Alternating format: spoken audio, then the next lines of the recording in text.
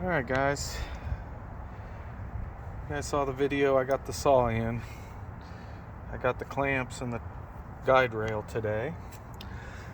The clamps look the same as the Festool ones in the picture, but they're not. They're at least double the thickness of the Festool clamps. They're a lot heavier duty.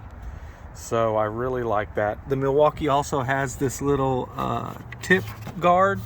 That little nub sticks out and locks in the track. There's a groove for it, so your saw can't tip when you're doing bevel cuts. The bag, man, fit and finish, freaking awesome. I've got the two track splice in here. The package they came in had actually broken in shipping, and they were just loose in the box. But they were in the box, I want to say with the bag, because I ordered the bag and the guide rails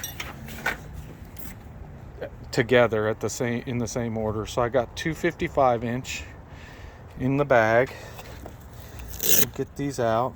I really love the bag. It's really nice. I work away from the shop most of the time, and so in order to even make this feasible, I needed a bag for these. I haven't trimmed them down yet. I haven't married the saw to them, but we'll get that in a minute.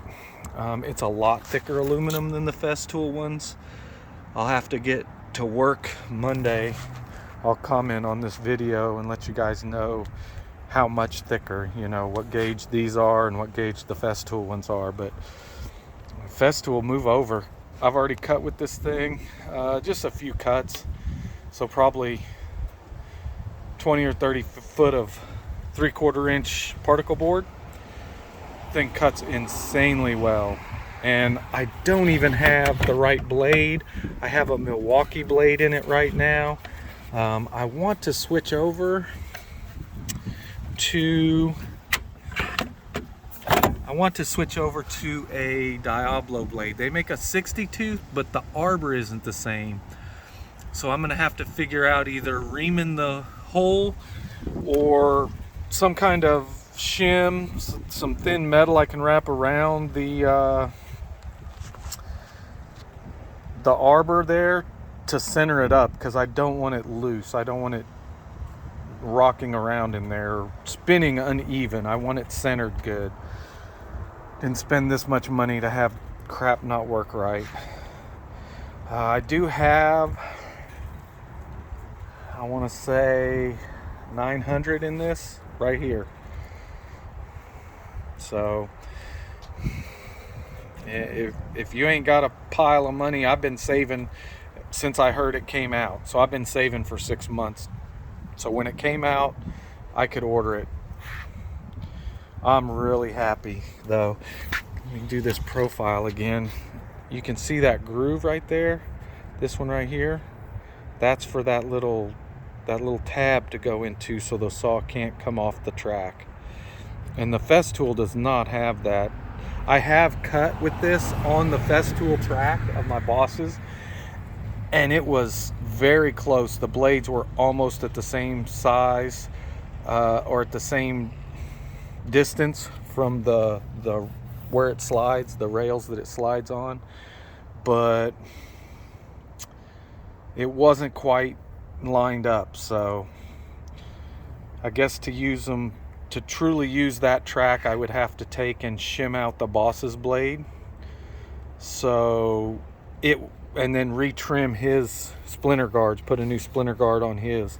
This splinter guard's pretty thick urethane. It feels like it doesn't even feel as flimsy like silicone that the Festool uses.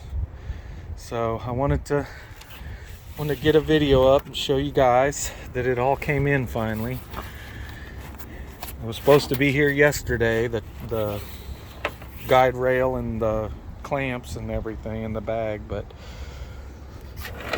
FedEx and their poor business skills, they had to bring it. They brought it today finally, and I did get it. It's all in one piece. They didn't bend the guide rails, but the guide rails actually came in a Milwaukee box, in a Milwaukee red box, then in another cardboard box, and it had cardboard inserts that fit down in here, and on the back it had another, yeah, there was like 8 layers of cardboard there. So, and then I bought the 2 rails together, so they were just in their individual boxes, just hooked together. Just, I guess they used some black shrink wrap where I ordered it from. They actually shipped those by themselves, the bag and the splice pieces by themselves, and the 2 rails, guide rails, shipped on a separate tracking number. So I had 3 tracking numbers for 1 order. But there it is, guys.